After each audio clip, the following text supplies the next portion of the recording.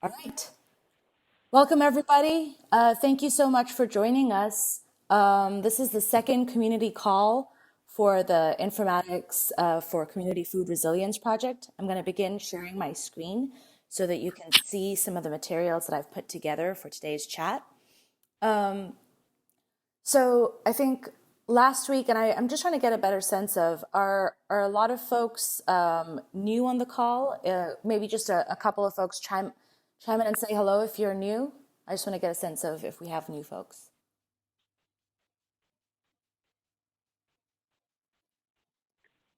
Hello, I'm new. I'm Matt Burke. I'm a software developer. Sweet.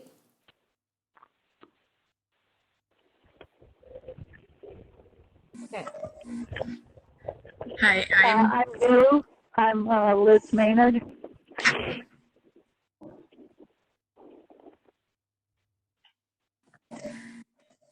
I'm Sarah George, and I'm new to this. I'm a farmer market manager at a couple markets, food safety trainer, and using online platforms currently. Fantastic. Thank you so much for joining us, folks. So I'll just go through a couple of these slides, but again, as I said earlier, please feel free to interrupt and ask questions. I'm hoping for today to be more of a community input session. So I'll do a little bit of review just for those who are new on the call, and then a little bit of feedback about some things that I should probably chat about. And so I'll also start a little bit with that. And so a little bit of background, and then I'll go into what we have prepared for today, which is sort of diving into what the qualitative study looks like, which is really our work for weeks 1 and 2, as well as a little bit of a sneak peek into what we have planned on the technology landscape evaluation side of things. And I'll round it out with some next steps and some open time for community discussion. So the formalities are short and hopefully the discussion is rich. And because we're a smaller group, I welcome you to just jump in and chat whenever you have something to say. Okay. So for those who are new on the call, my name is Ankita Raturi. I am an assistant professor at Purdue University. I run the Agricultural Informatics Lab, and I have at least a couple of folks on the call who are in the team, so I'll introduce them as we go through the slides today. But so we started this project about two weeks ago, I believe. But we started talking about it about 3 to 4 weeks ago. And so we're a little bit trying to run as fast as we can because we acknowledge that the challenges that we're trying to help address are rapidly changing and are things that have happened, yesterday. And so in a lot of ways, we can only move as fast as we can in order to be able to try to support our local food communities. And so I wanted to start by maybe even just describing what informatics is. I think there was a little bit of, I got a couple of questions that were like, maybe let's have a discussion about what exactly informatics entails. I take it for granted because that's my discipline. And so I think the best way that I would describe it is that it is the study of thinking about how people, communities, and organizations design, build, and use technology. And so there are folks who study informatics for all sorts of domains. A popular domain example would be health informatics. So there are lots of folks who think about how to improve electronic medical records, your experience of using tools to get online and find doctors, those types of things. Agricultural informatics is a little bit of a newer field, although I would argue that folks in agriculture have been using technology for a very long time. And so the way in which you can think about this project on informatics for community food resilience is that we're trying to think about how people, communities, and organizations design, build, and use technology to do a range of things, from growing and distributing food to coordinating communities to strategizing about resilience to working together. And so, that's a pretty broad statement. So we've carved off a couple of specific things that we're mostly interested in. And so we're really being, I think, in this project, especially in the early days, trying to think about how people are using technology to grow and distribute. Cool. Sorry, I'm getting a little bit of feedback, so I'm just gonna mute you. I'm sorry about that, but feel free to unmute yourself if you have something to say later. Okay, so I'll give you a couple of examples from at least my work. So some of the things that we've been doing in agricultural informatics in the last few years is thinking about, and in this specific slice of thinking about how people use technology to grow food, ranges from, thinking about, in this corner, you can see an image from some of the work that I was doing at EcoFarm, where we were trying to think about how how small diversified farmers are managing technology, are using information tools to manage their farms. Some of my newer work has been in cover crop tools, and so we've been designing cover crop decision support tools to try and help folks who are trying to start cover cropping start to do that.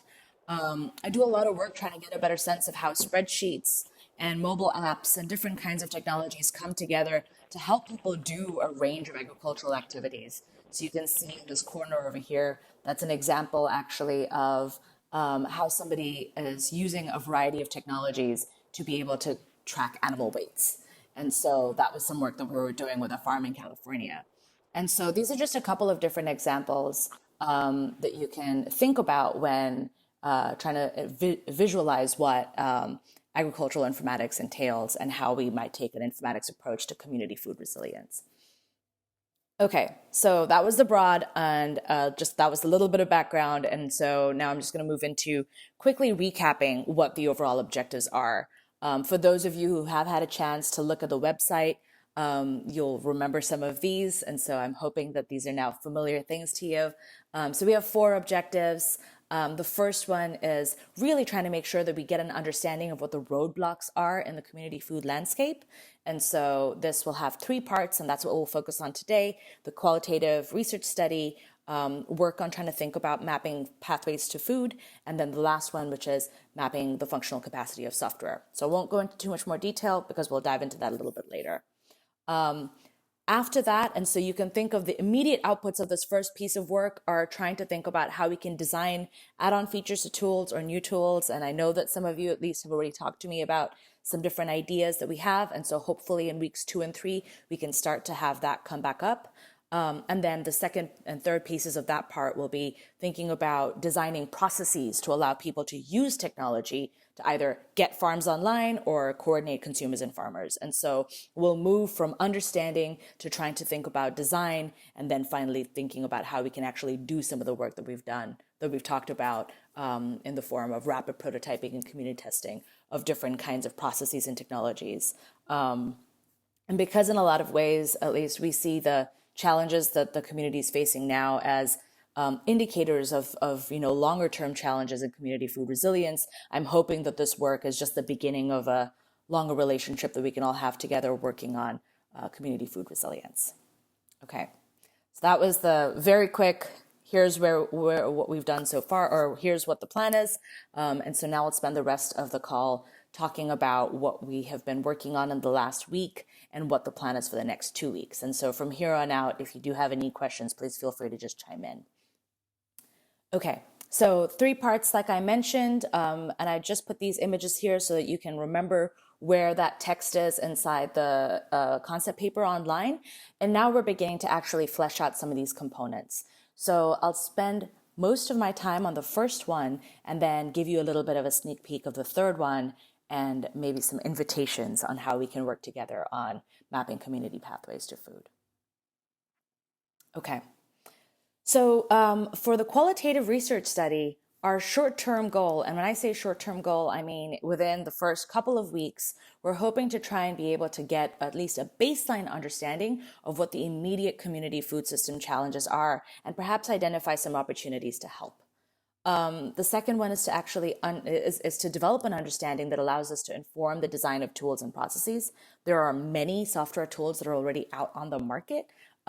We want to get a better sense of like what works, what doesn't, why doesn't it work, why things work the way they do, so that we can make sure that we're not just reinventing the wheel, but enriching the existing technology landscape and pairing that with the design of specific processes.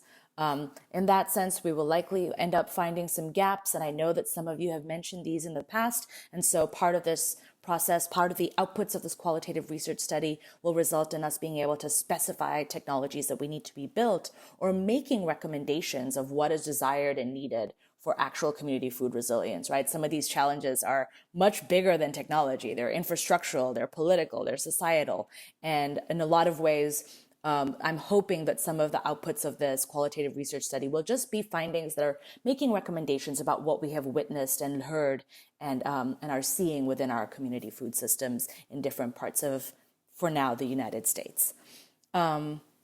The sort of broader goal of this project is to have a couple of different local food toolkits that include people that are performing different roles, a variety of software and processes. And so again, that's mostly just to reiterate that that's how all these pieces come together in the stack of, technology recommendations and processes as we move forward. Cool? Cool. All right, so we've grown a little bit on the organizing side of the qualitative research study team, and so Juliet and I had kicked this off. Juliet's a postdoc in the Agricultural Informatics Lab, and I think many of you have either spoken to her or can see her on the call. And then we have 3 more folks who have actually been informing the study for quite a while, for the last couple of weeks, but I think this is probably the best time to sort of officially say that they're on board. And so we have Andrew Flax, who's a professor of anthropology and sustainable agriculture here at Purdue University, and he's been giving us a lot of guidance on the design of the study, on especially on thinking about how to do this in a way that allows for us to keep learning more about our community while still making sure that we get some results early on. And so it's been really helpful to have him as part of the team trying to think about how to actually do this in a way that is both methodical but rapid. And then I'd like to thank Tamara Benjamin and Michael O'Donnell from Purdue Extension. This conversation actually started with just the 3 of us, and so I'm really excited that they're on board with us. They have been making sure that we keep our feet grounded in what farmers want and need, and so I am deeply thankful for their guidance in both the design of the study and in a lot of the project as a whole. And so we'll be hopefully hearing from a lot of them in the days to come. But I just wanted to give you a bit of a sense of sort of the team behind some of the things that I'm going to be sharing with you today. I just wanted to pause to see if any of those folks might want to say hello or say anything. This is Tamara. Just want to say hello, yeah, like you said, and welcome. I'm glad that we have a good group of people on that want to join us on this trip. Cool, thank you.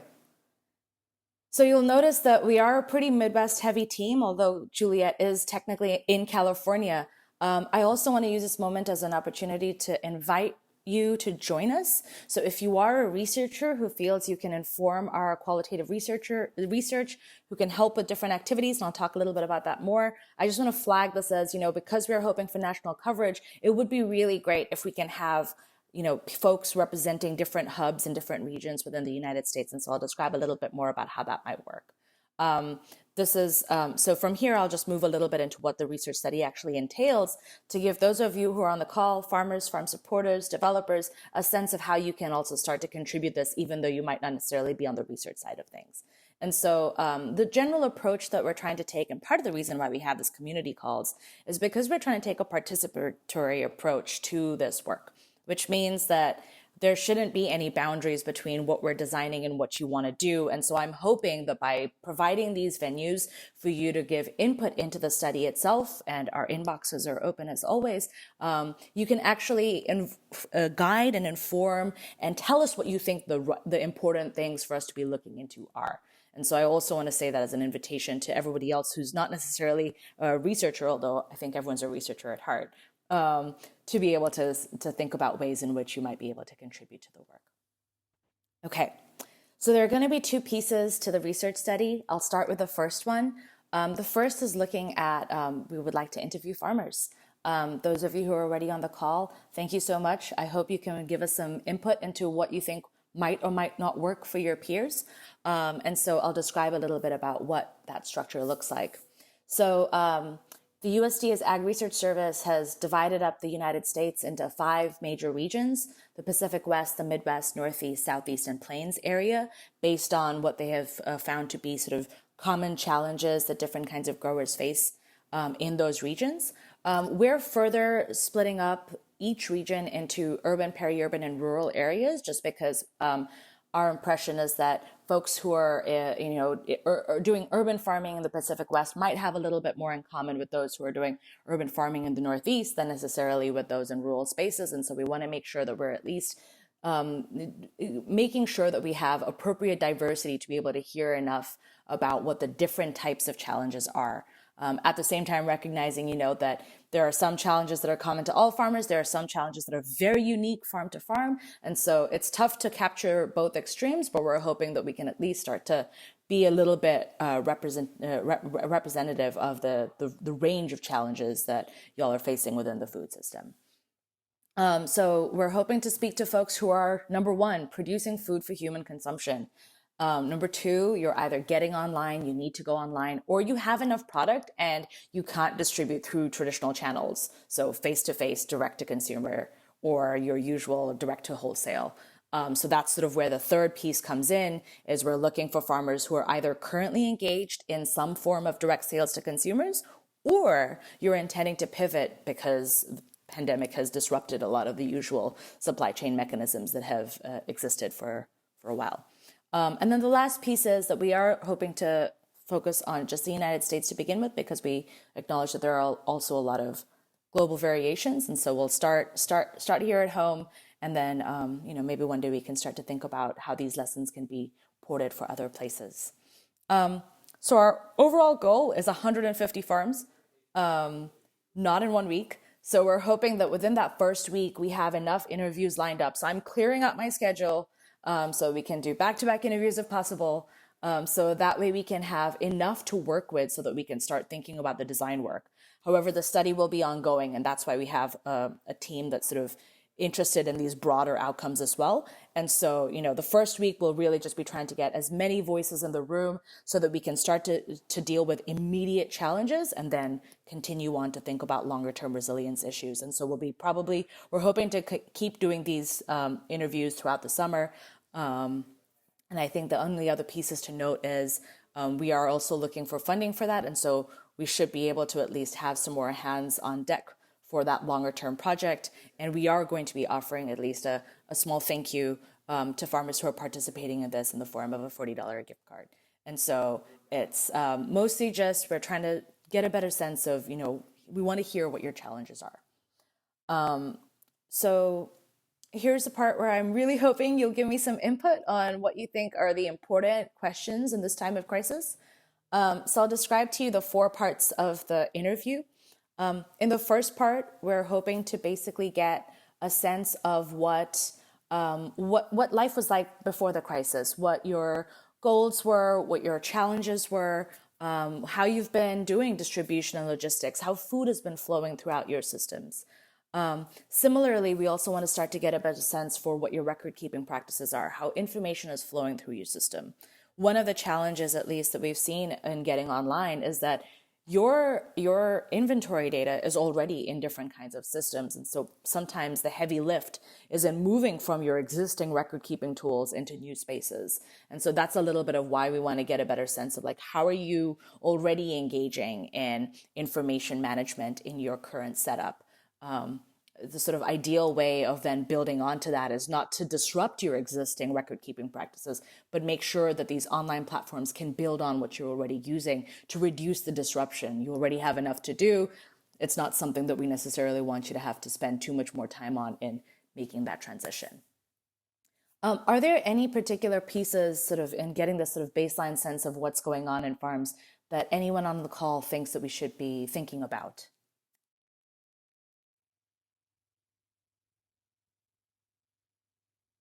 Okay, I will. Yeah. This is Sarah George, and I'm the farmer in the room. I don't know if any other people are farmers, but also a market manager. And all the markets are changing, and so I think addressing kind of what the markets are doing also is important. Mm-hmm. I have so much to share and so much to say, and I am waiting until you're done to share a lot of it because I want to. I want to share appropriately, if you will. I have been participating in 6 grants that are geared towards getting farmers online. I searched online sales platforms with a SARE grant, so I have a list of 26 of them that are vetted for aggregation that I'm happy to share. I also have a grant that we've been working on for 3 years on through the Department of Agriculture in the state of Minnesota. And we put together a manual, a how-to manual on how to get farmers and farmers markets online. This 65-page manual of different things to think about when you're working on it. Yeah. To share that with you guys, and like I said before, I wear multiple hats, so it's different. Every time you go online, you want to think about. So there's challenges for sure, and each step along that process, who is it convenient for, and who is it most difficult for, and so. Some of the platforms are really convenient for the shoppers and they're really for the farmers, but they're a lot of work for a manager. Yeah. Really convenient for the shoppers and really horrible for the farmer. Yeah. Convenient for the manager. And some of them are very customer inconvenient. And so thinking your way through that for training people to think about going online so that you know, what is your priority? Where do you have that time? Or critical component to think about when you're choosing an online platform or selling online is, are you okay with it being more labor intensive for yourself, but not for consumer? I mean, Yeah, no, I think those are all fabulous points, and I'm actually very excited about that you brought it up right now. So at least with the resources, I'm going to punt that to a little bit later because we would love your resources, and I have at least a couple of suggestions about ways in which we can engage on that front that hopefully will be helpful for everybody else on the call as well. When it comes to thinking about, the things that are challenging for farmers and the things that are challenging for consumers, I think Tamara has been very good at reminding me that I need to think about both ends and that we can't sort of, whatever platform we put together or whatever platforms we are looking at have to work for both, or at least allow for people to make the decision of where they're willing to put in that effort. So that actually is one of the things that I'm hoping we can get at by doing an information and food flow mapping exercise with first farmers and ideally down the line with sort of consumer representatives, where the food flow mapping will allow us to at least try to get a better sense of where your effort is going when it comes to putting data into a system with respect to then getting it from seed to market. And so here we'll trace, the life cycle of a single piece of food from the moment you've brought it into your system, you're planning to grow something all the way through to it's now changing hands and going into a consumer's hands. And hopefully by going through this exercise, we'll be able to get a sense of what the bottlenecks are, what some of the challenge areas are, what some areas of opportunity are for sort of reducing the overload in an attempt to try and address some of the challenges you were just describing. This is Donna Gatza, the crazy goat lady, back from mute. I love it. If you need anything, please reach out to me. Absolutely. I'm more than willing to help be a guinea pig. Thank you so much. I guess this would probably be an important moment to mention. If you have not already received emails from us and you just sort of got the call information forwarded to you, please let Juliet Norton know right now, or send me an email. My email address is in this video. It's Ankita, that's my first name, @purdue.edu, just so that I make sure that no one on this call gets lost in our emails. But if you signed up on if you signed up on the original form and indicated that you were a farmer, you will definitely be receiving information specifically about this study. And so we can't do the official recruitment yet for it because we're just putting in the paperwork for it. So I'm mostly just describing this so that you can provide input just like you are so far. And Kita, Linda has made a comment in the chat, and she said that 150 interviews divided by 5 sections leaves 30 for each group. Yes. I'm from the Northeast, and there is a huge diversity of farms and a large number of individual states. How are you going to ensure that you interview a representative diversity for the region, but also that works well with the whole U.S., organic, conventional, small, large, direct sales, farmers, market sales, wholesale? This is indeed a pickle that we have right now. So one of the things that we're trying to do is start by focusing on specific hub areas where we have partners. And so that's one of the reasons why, here in the Midwest, it's sort of a little bit easier for us because at least we're serving as one of the hubs. And so we will be looking for farmers in our local area, and I'm relying on our sort of, the guidance of extension to be able to tell us where we should be going in order to try and get some representation. So we're looking for partners. I think I have a couple of calls scheduled with folks, at least so far in the Northeast and in the Pacific West. It is challenging because there are a lot of states. And so one of the things that we want to do, so first of all, this is a minimum of 10. So I'm saying that we need just 10 to at least get started in trying to think about what some of those basic information challenges are. When we're doing software design, oftentimes we'll do about 5 to 7 interviews to get a quick sense of what some of the information challenges are. And so I'm a little bit riffing off of that also when thinking about the number. And so 150, and I think when it really it's 30 per region is just supposed to be a starting point that we think is achievable within the next month or so. Does that answer your question, or do you?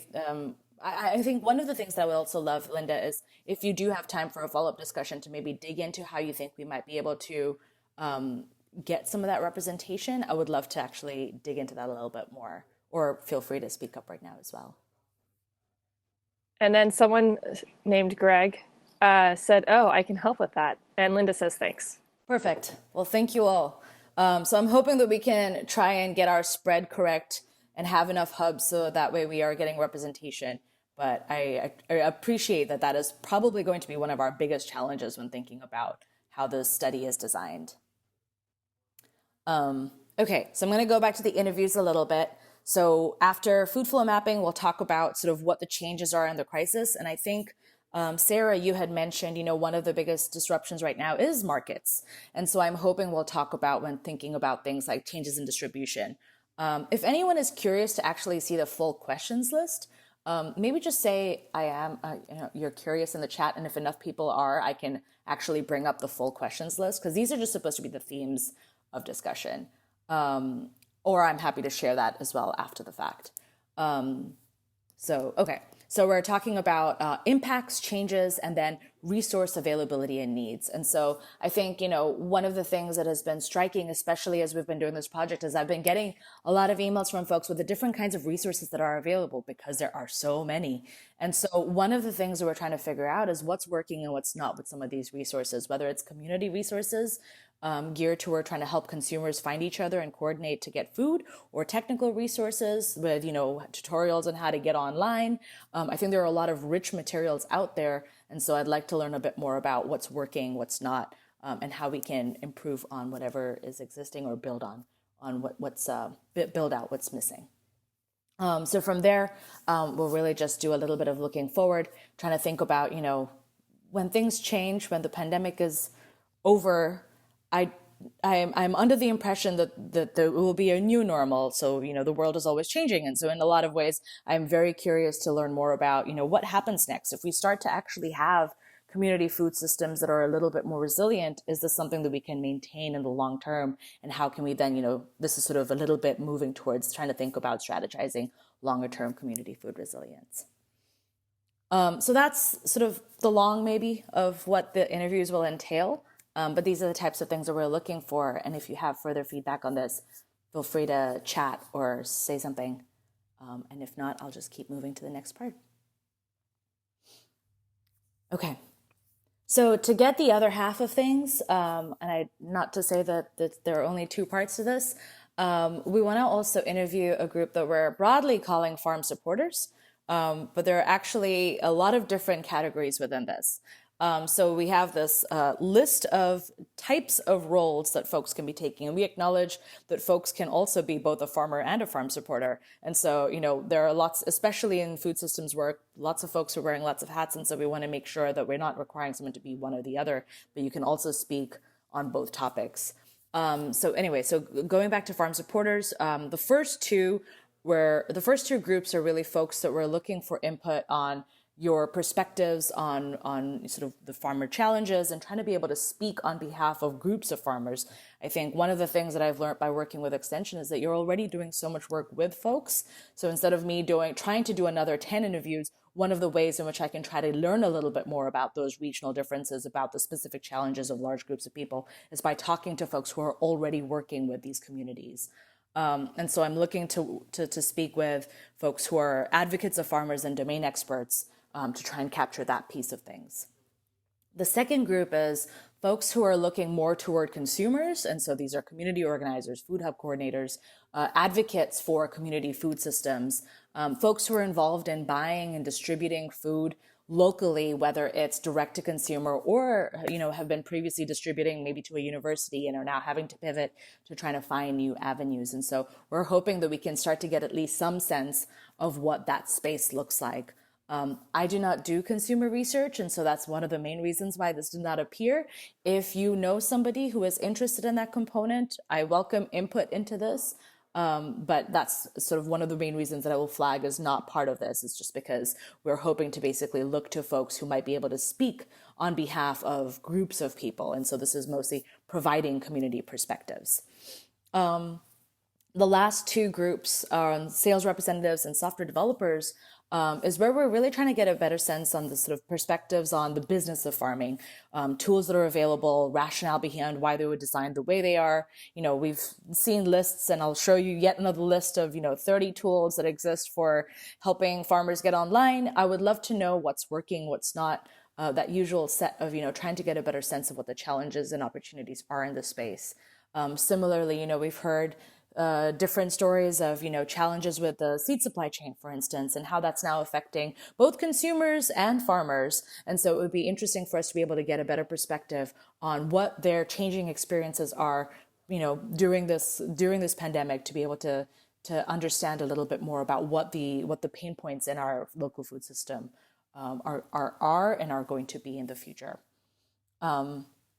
So please feel free to sort of speak up if you have some input. I'm just going to run through this interview, if not, but it's sort of fairly similarly structured, where before the crisis, we try to get a better sense of, what your work entails. Have you been working with farmers to make sure that they have the kinds of software support that they need? Have you been working with farmers to make sure that they have the types of community resources they have, or learn more about modern sustainable agricultural practices? What does that work entail? Does it, similarly, what's your work with consumers and buyers, right? Are you helping people find markets, understand what local food means, those kinds of things? And how is your work changing during this crisis? How are the people that you're working with, how are their needs and goals changing? And trying to get a better sense of what that means from a resource availability perspective, with focus on the tools as well as the information resources that are available. I heard an echo, so I wasn't sure if someone was trying to say something, so I'm going to pause for a moment.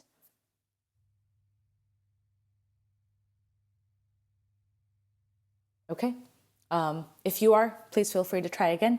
The end of this interview will again be looking forward. I'm not going to go into that. I think at this point, you're all familiar with the conversation ending with thinking about longer term food resilience.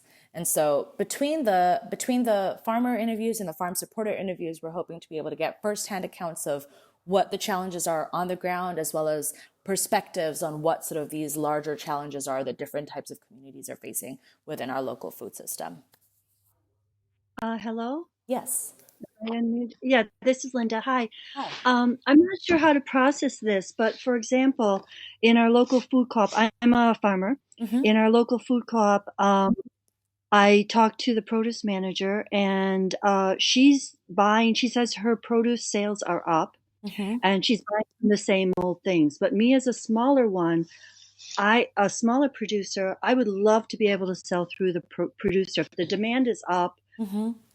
it seems like the co-ops are buying from larger distributors and the larger farmers that they already have things with. This seems like a great opportunity for co-ops to actually be the link between the local people and the local farmers, which is not happening in my co-op.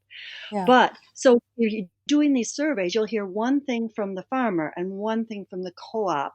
How do you mesh the two? How do you figure out issues like this Yeah. and kind of solve that?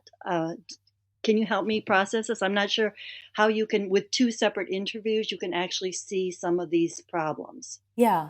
So I think first I'd like to thank you for your perspective. I think I recently learned a similar challenge with my local co-op where I thought I was supporting the local farms, but it's actually coming from things that are a little bit further out. And so I think that's sort of one of those spaces where I would really like to be able to get a sense of what the bottlenecks are, both from the farmer end as well as from the supplier end or the farm supporter end. So one of the reasons why there's this mirroring that we have in the interviews is because at the end of the day, the questions are actually trying to ask about the same problem from two different angles. And so my intent is that by hearing these different perspectives, we can start to get a bit of a sense of what some of those bottlenecks might look like and maybe where some of the tensions or challenges might be. Maybe it's the case that one thing is easier for one group than the other, just like with thinking about the software, right? Where the software is sometimes harder for the farmer to use and easier for the consumer to use. In the same way, sometimes a distribution channel might be easier for one group to participate in and harder for another. I'm hoping that by hearing some of these perspectives, we'll be able to get a better sense for what those pinch points look like by asking folks questions that sort of address the same challenge. This is my hope. I think the guidance of the folks on the qualitative study team have maybe allowed for us to capture a little bit of that in these questions. But they will likely end up evolving as we start to hear different things from different groups and learn more about what those challenges look like, right? So maybe we'll find that we're asking a question about this part over here, when in reality, the problem is maybe a little further downstream or further upstream. But that'll just mean that we'll have to sort of change the questions a little bit as we move forward and learn more about where we need to drill down. Does that address your question, Linda? Yes. I guess I was just trying to make sure that the questions are such that it would pull these things out. But like you said, we will learn in the process and we can change and adapt and yeah, thank you. Cool. Yeah, I think that's actually a really good bit of feedback. And that we have, Ankita went over the mapping study that we'll be doing with farmers. And it may be such that we do something that helps tease apart the flow of information or the flow of food from especially like a distributor standpoint or a grocery store or local co-op. So we may be able to incorporate something like that. Yeah. And actually, now that we're talking about it, I realize that what we should probably do, even as a first start, is to I'll design an analogous mapping activity for farm supporters. I think the only challenge with farm supporters is because this is, again, a really broad range of people. I'll have to design it in such a way that depending on which of these 6 groups you're in, we can go down a different pathway within the food system. But I think at least that might be a good way of beginning to also then make sure that mirroring is tightened a little bit. But thank you both. That was, I think, an important piece for us to make sure we have moving forward. Okay. So while on the topic of contributing to the study, I want to end this part of the discussion with describing 2 ways in which you can contribute to the study. So the first one is what I would argue is a little bit more low effort. So we're looking for 2 hours of time. And really, it's, guiding what we design and build, providing perspective. You can choose to be anonymous, or if you'd like us to acknowledge you, we can do that too. That's sort of really up to you. We're working through the paperwork to have that study out in the world. And so hopefully, if all goes well, we'll have sign-up links for that within about a week. But I'm waiting on that one, so I don't want to make too many promises just yet. So while that's in process, if you want to join the research team to be able to help recruit folks, to be able to collaborate, this is one of those things where it's from low effort to as much effort as you'd like.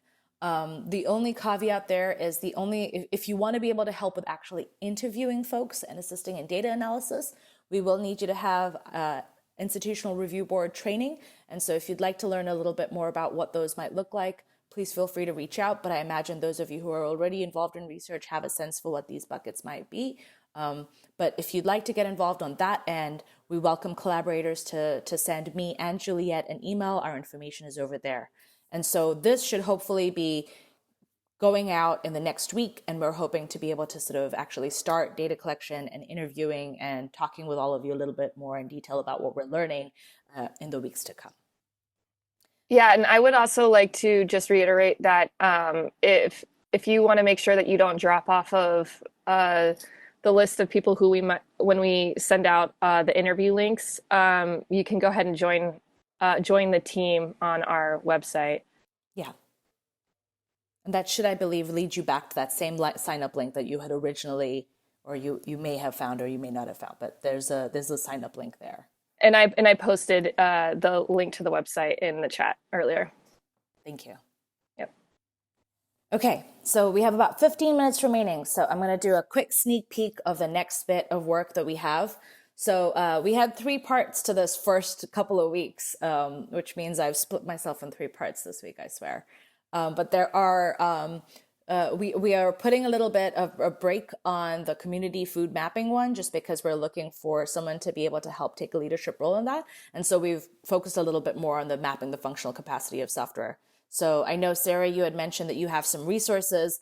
This is sort of roughly what we're hoping to do here, is start to get, this is a community library, which should be resources of resources. So, you know, a lot of folks have done a lot of really good work. We've seen some excellent stuff that Jamie on the call has sent me from National Young Farmers.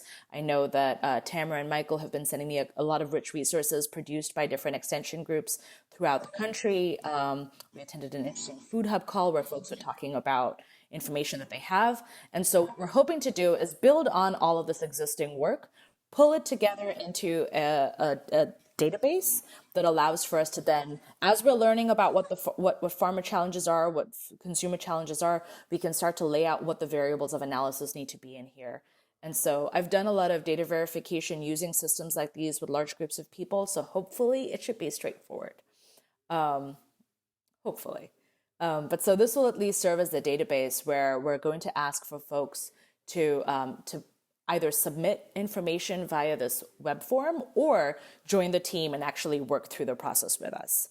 I did hear an unmute for a second there, so I wanted to pause to see if there was a question or a comment. That was just me, Sarah, and I wanted to say that Local Orbit has closed, and I just forwarded you my list of 26 of them that are available. So Okay. You guys have the resource. It's got live links and breakdowns of data, and I'm happy to help with this portion because I worked for 2 years on researching software that is out there and with companies that want or organizations that applied for grants to create their own software and stuck thinking, oh my gosh, this is just overwhelming. Yeah.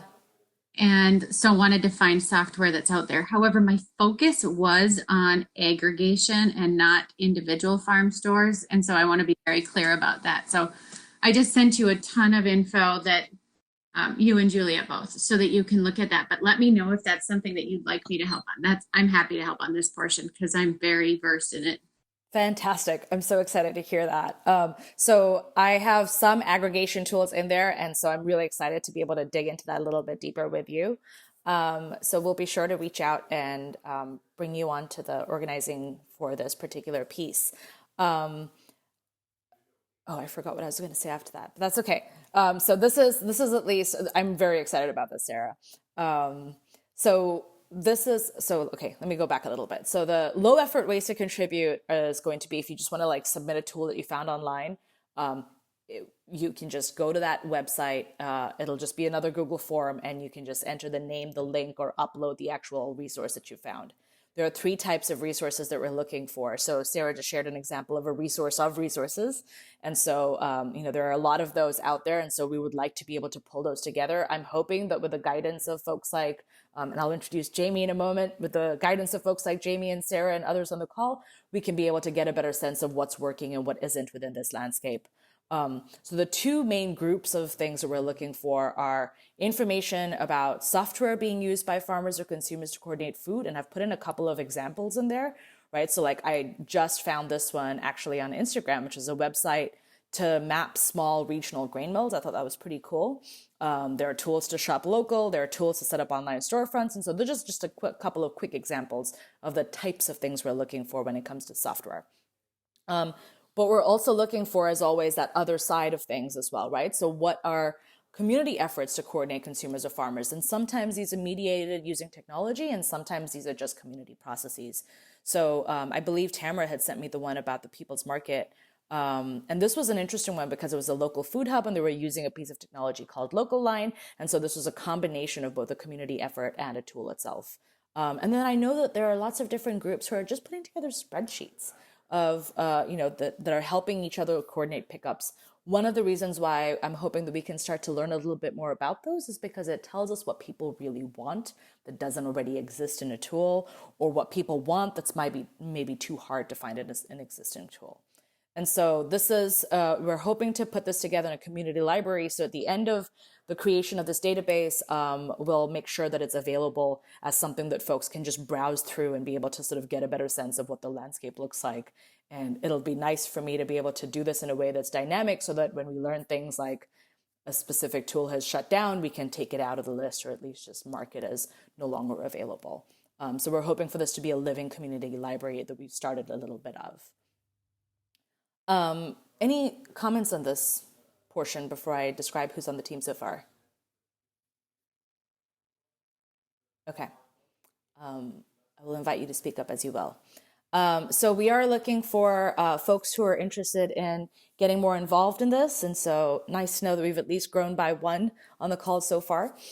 If you are a developer on the call, and I believe I heard a couple of those, we are looking for folks who have a good understanding of what doing a functional evaluation of software looks like, especially when thinking about then what's missing or what the potential of building onto that functionality is.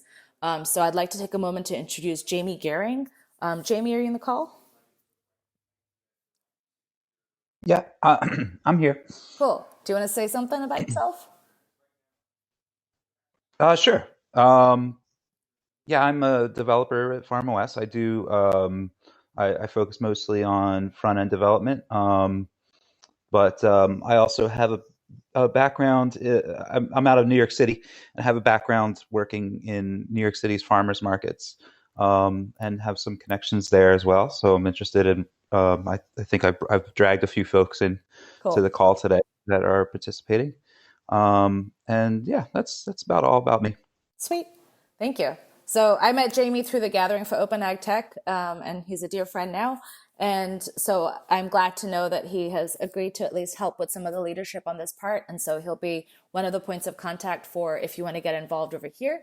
And so if you find yourself with about, 2 to 4 hours to contribute, maybe just to go through the database, maybe to, do a little bit of light coding to set things up down the line, or on the front end, trying to think about just finding resources, feel free to contact me and Jamie, and then we'll try to make sure that we get you the info once we have everything set up. And so this process will be a little bit staggered. So we're going to try to make sure that we get the qualitative study up and running. Once that's running, in the background, the three of us, and Juliet is on all of the teams with me. And so the three of us, and Sarah, I'll be inviting you shortly, will at least start to just get that technology landscape evaluation tool set up. So going back this way, this is just it's kind of like a Google spreadsheet, but it's a hybrid with a database as well. So you should be able to go in and start to play with the different data points that are in there. And so those are sort of the different ways in which you can contribute in this particular portion of it, is submit information or join the actual organization or evaluation team for these different tools. Okay, so that's what we've got going on so far. I wanted to give you a bit of a heads up on what we'll do next week. So we'll provide an update on where we're at with the qualitative study. If all goes well, we'll be able to start interviews and recruitment shortly thereafter. We'll give you a little bit of an update on the technology landscape, and similarly talk about next steps for mapping the community food pathways portion of things, although we are looking for resources on that already. So we'll have a community call next Wednesday at 3 p.m. And from here on out, we thought it might be useful to just keep them at the same time. If somebody feels differently, please let us know in the chat, because I'm also looking for some input on that end. But we're thinking that we'll just do them every Wednesday at 3 p.m. So that way you can drop in and out as you have time and as you are involved in different portions. But hopefully this gives you a little bit of sense of some specific ways in which you can get involved and some groups that you can join as we move forward in our work together. So with that, I wanted to just open up for the last 6 minutes. I'm sorry, it was a lot more information than I thought, to see if you have any questions or comments that you'd like to share.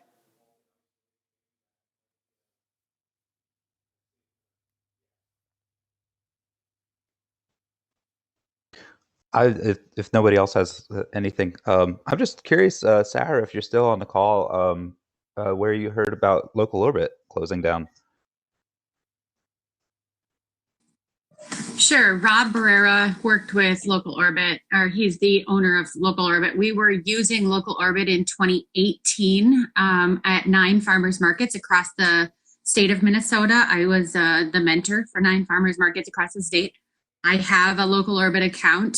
Rob sent out a message in March of 2019 stating, I'm sorry to let you know that we are closing. I still have that message to share it with you. Rob got hired by Local Line, and Local Orbit was absorbed by Local Line. So the two were combined. Okay. Yeah, I was aware of that. I guess I didn't realize it was interrupting some of their or stopping some of their services. Okay. Yeah, that caught me off guard as well. Yeah.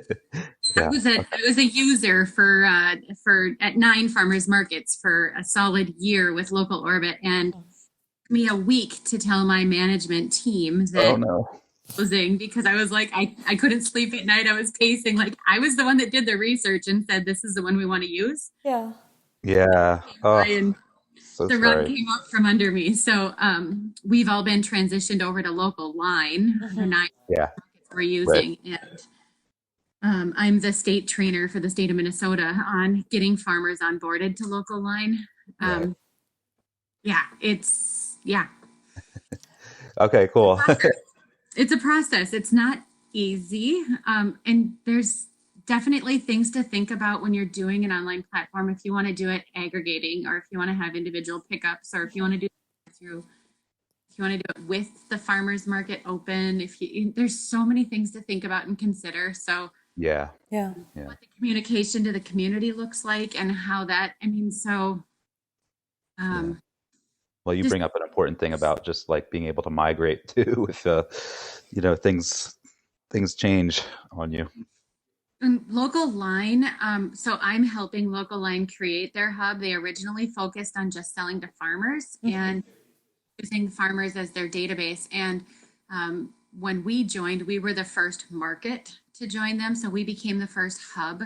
Then to switch to a hub and a market account. We are stuck. My 9 markets are stuck on phase 1 of their platform. But apparently they have Neo orders now, which make it easier based on the feedback that we've provided them. I'm kind of on the design team, but we're stuck at the Neo orders because of the fact that they can't pull our data forward without totally rewriting the code to pull it forward. Oh gosh. And that side of it too. My son is a web designer, so I understand technology. As a market, there's big differences doing the market versus the hub account. And I'm seeing every single community doing it different because I'm mentoring the 9 farmers markets in the state. Yeah. You can go and see www.farmersmarkethub.org is one of our websites. And so you can go farmersmarkethub.org, and that's then you'll be able to see the 9 sites we're at. Those links that show the sites are actually live links to our platforms. And if you go to For Managers, you'll be able to, there's us. Now scroll down. Those are my tomatoes, by the way. They're beautiful. Beautiful. Start at the home page, actually, just so that you can show, and then scroll down to the state map. There's our webinar, but then there's our state map. So these are where our hubs are located. And each of those will bring you to their, go back one, my bad. Yeah, that. So you can click on those, and those are live links to each of the platforms. Every one of them is moving slower depending on, what's available and what it's like. One of the things that was really important for us was to see who the farmer is. And can know your farmers. So you see the different farmers that are listed here. This account isn't open to the public yet. Richfield is, if you go to the Richfield site, that's a nice one. I think they're open today. Rochester's is rocking. In 1 month, we've had $43,000 in sales. Awesome. So that's and there's snow on the ground outside. So that should, the vendors Yeah. are saying that they have more product sold than they've ever had before. So this is going to be something that's going to be huge. Now going from there, if you go back to that Farmers Market Hub site, yep. And now go to the For Managers tab. Under there, we actually have a really gross website, the farmersmarketaggregation.wordpress.com. And I say gross, this explains the project we've worked on for almost 4 years now. And the Documents tab has ton of stuff together, but start with that manual. There's the 65-page manual, but things to think about are definitely there. So insurance and legalities and traceability, because as soon as you're doing the hub, you have to deal with traceability. Yeah. Safety became a really big part of this because once you're taking the farmer out of the distribution, kind of by doing aggregating, now food safety becomes a thing, and FSMA. So 3 of the 5 of us mentors are food safety trainers for the FSMA for the department. And so food safety became a portion of this. So that's written in here, water testing. We need a license in order to aggregate. And that's something I never thought about before. So we need a license to the Department of Agriculture. And that's something that others are going to have to think about. But this is all just info on what we had to look at. We're funded by the Department of Agriculture. Helpful through the end of the year. We also have a USDA Farm to School grant focused on this. We also have an ERMI grant, extension research something, you guys forgive me, but that was on the sustainability of it. So we've done a sustainability study on this. So we got the sustainability, the USDA Farm to School, so ERMI Farm to School, 3 years of Department of Agriculture funding. I did the SARE grant that has our document. If you scroll down, I want to see if they added that to our different platforms. And that's not on there. I did forward that to you guys. Okay. Annika and Juliet, I forwarded my research on the platforms to you, but Okay. there's a lot. There's a lot to think about from a market standpoint, from a statewide standpoint, from a vendor standpoint.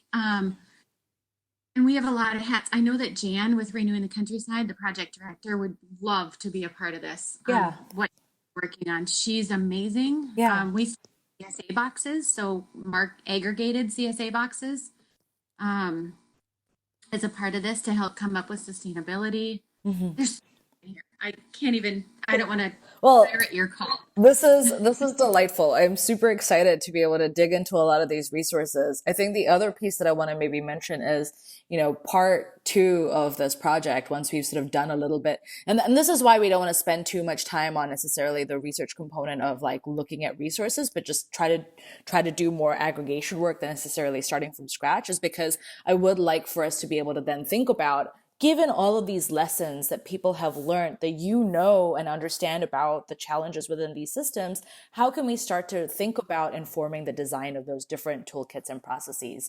And so I'm really hoping that you and the rest of the team at Renewing the Countryside will join us for the design phase of our work as well, as we start to move from like understanding to actually doing. Absolutely. I will definitely. Cool. Linda in the chat asked, who funds us? Grants only, or do farmers and markets also contribute? Our work? I believe so. Okay. So right now, we don't have any official funding. As a new faculty member, I have some funding from the department to kick off my research program. And so that is the funding that I'm putting toward farmer compensation. I have started talking to a couple of folks. Tamara and Andrew have put a couple of grants on my radar. And so I think we're going to try and look to NIFA and NSF for at least funding some of the research and training portions of this. But I'm open to input on what you think appropriate ways of funding a collaborative effort look like. I think when I first was thinking about this project, it was very much focused around, pandemic response activities. And so I hadn't yet thought through sort of thinking about the larger funding issue. And so I welcome input on all of that side of things. And hopefully that answers your question. There's several grants through the department through the USDA that would fit this. Definitely. But they're due May 6th. So well, we do have a full proposal-ish on the website. And so between me and the rest of the team, we have been able to put together quite a bit of content. And so if you see anything fabulous that you think we should take a look at and hustle for, please send it my way, and I'm willing to put in the hours. Okay, so it is 5 after the hour, and so I just wanted to flag that. I'm going to put this last screen up with contact information, a link to the website, just in case you need any of those things. And with that, if you have any further questions or comments, please feel free to email me or any of the other folks in the leadership of the project. I thank you once again for your time and your presence, and I really look forward to speaking with you all next week. Cool. I'm going to stop recording. I'll stay online for a little bit in case you have anything you want to say. But thank you all, and goodbye. Bye.